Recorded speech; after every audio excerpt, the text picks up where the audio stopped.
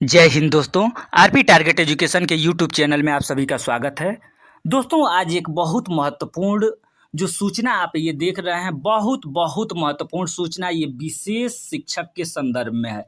क्योंकि अगर देखा जाए तो जो स्पेशल डीएड किए हुए हैं, स्पेशल बीएड किए हुए हैं, यानी दिव्यांग बच्चों को पढ़ाने के लिए बहुत सारे ऐसे स्टूडेंट हैं जो कि डीएड, बीएड, बीएसएलपी, एमएसएलपी आदि दिव्यांगता के क्षेत्र में कोर्स करके आज तक अगर देखा जाए तो कहीं कहीं वो लोग जॉब ले पाए हैं। बहुत सारे स्टूडेंट कोर्स करके अभी घूम रहे थे, लेकिन जो सुप्रीम कोर्ट का आदेश है उस आदेश को देखते हुए हम लोग देख रहे हैं कि बहुत सारे राज्य में अब जो कार्रवाई है विद्यालय में एक शिक्षक रखने का, वो सिलसिला जारी हो गया है।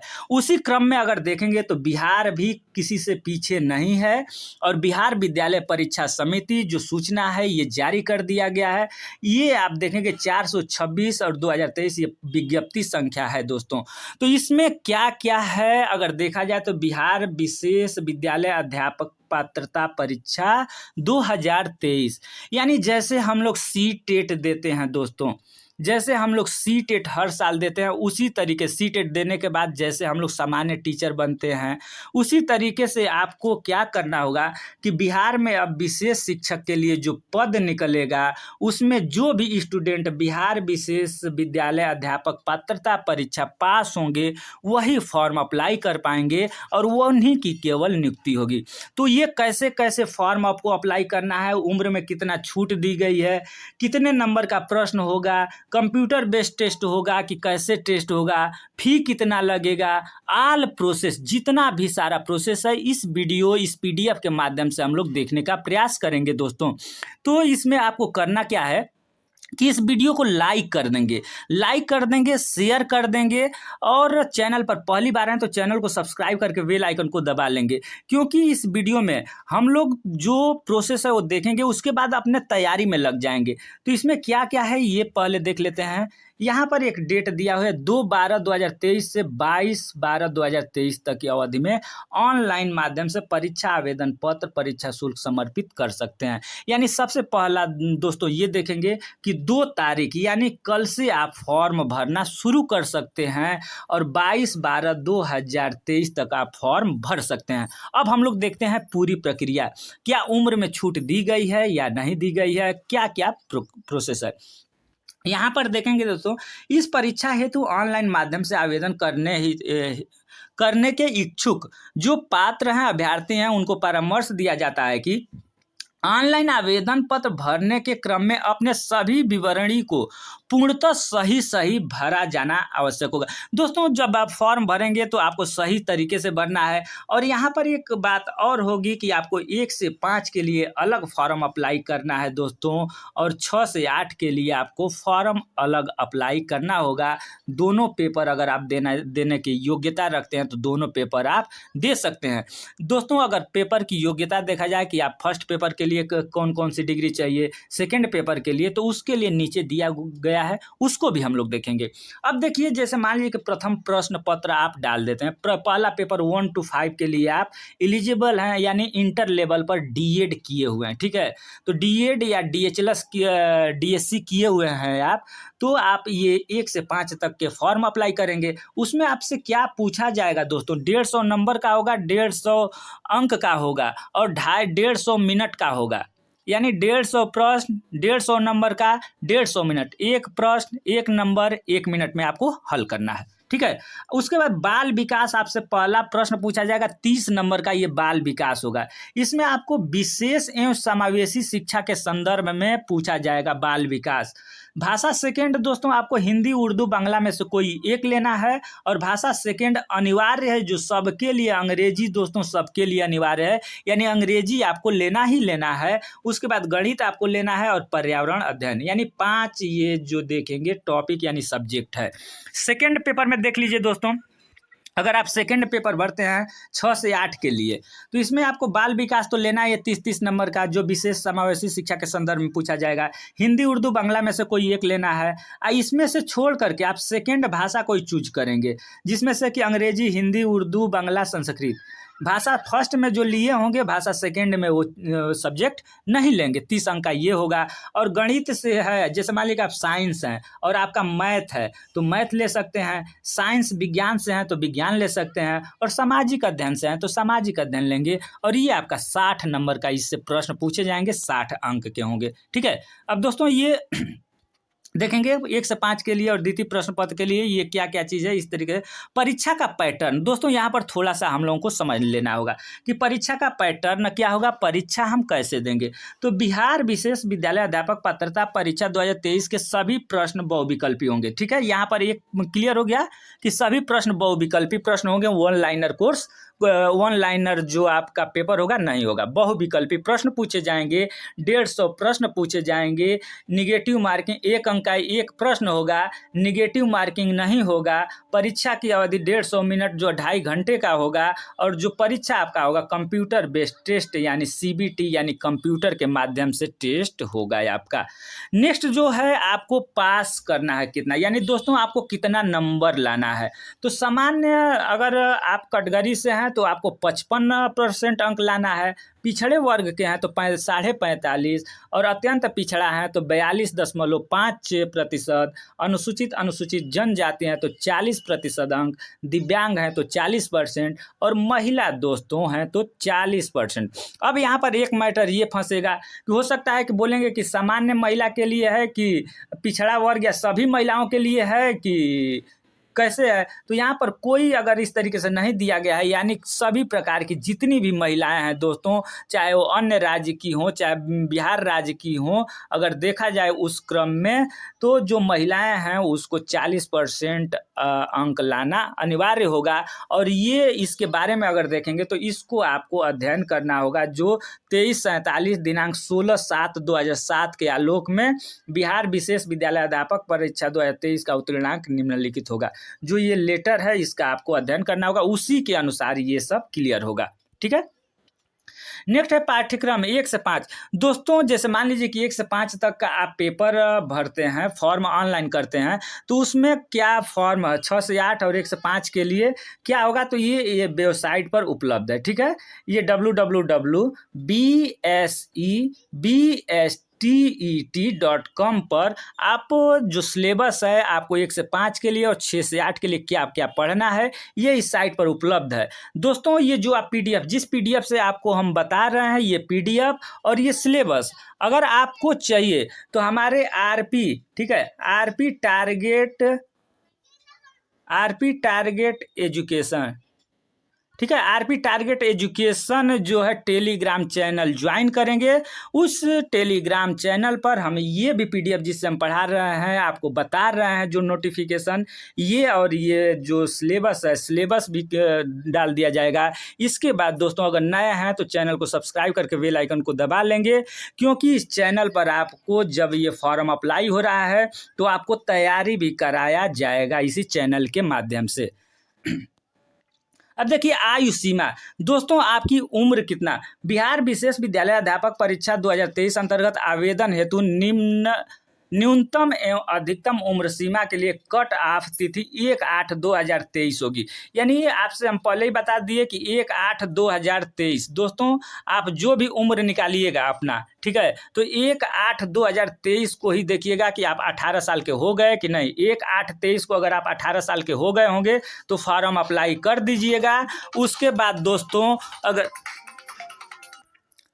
दोस्तों अगर देखा जाए तो जो आप देख लीजिएगा 1/8/2023 को 18 साल के हो गए हैं तो फॉर्म अप्लाई कर दीजिएगा।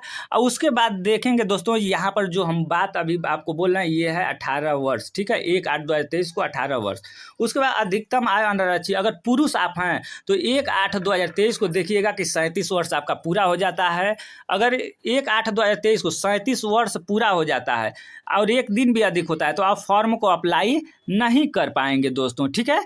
उसके बाद अगर देखेंगे तो जो अत्यंत पिछड़ा वर्ग, पिछड़े वर्ग के महिलाएं, अनारक्षित महिला जो है उसको 40 वर्ष उम्र होना चाहिए। अनुसूचित जाति है तथा अनुसूचित जनजाति पुरुष महिला को 42 वर्ष उम्र अगर होगा तो वो स्टूडेंट फॉर्म को अप्लाई कर सकते हैं। दोस्तों यहाँ पर किसे छूट दी गई है, ये चीज़ देखिए, किसे छूट दी गई है इस कॉलम में। अगर आप पंचायती राज संस्था एवं नगर निकाय संस्था अंतर्गत नियुक्त एवं कार्यरत वैसे शिक्षक जो बिहार राज्य विद्यालय अध्यापक नियुक्ति स्थानांतरण अनुशासनिक कार्रवाई एवं सेवा शर्त नियमावली अद्यतन एवं संशोधित 2023 के प्रावधानों के तहत विशेष विद्यालय अध्यापक की शैक्षणिक एवं प्रशैक्षणिक अर्हता रखते हों के लिए अधिकतम आयु शिथिल रहेगी। यानी उनके लिए जो स्कूल में नियोजित शिक्षक हैं या उस तरीके से जो विशेष डिग्री रखते हैं उनको जो उम्र है उसमें शिथिल उम्र रहेगी, वो भी फॉर्म अप्लाई कर सकते हैं। 5वां पॉइंट है, देखिए दोस्त, जो दिव्यांगजन है उनको 10 वर्ष की छूट दी जाएगी। जो भूतपूर्व सैनिक है उनको 3 वर्ष की छूट दी जाएगी और उनका जो वास्तविक उम्र है 57 वर्ष से अधिक नहीं होनी चाहिए। नेक्स्ट इसी तरीके से है, 5% की छूट दी जाएगी दिव्यांग वर्गों के लिए। अब आते हैं जो दोस्तों शैक्षणिक और प्रशैक्षणिक योग्यता।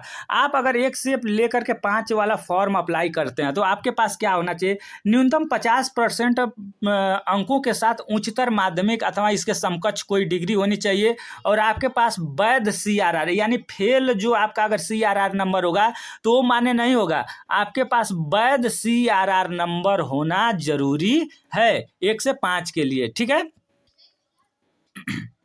1 से 5 और विशेष अध्यापक है तो बिहार राज्य मदरसा और मजूक अरबी या फारसी विद्यालय के ये सब है। इस तरीके से आप लोग देख सकते हैं।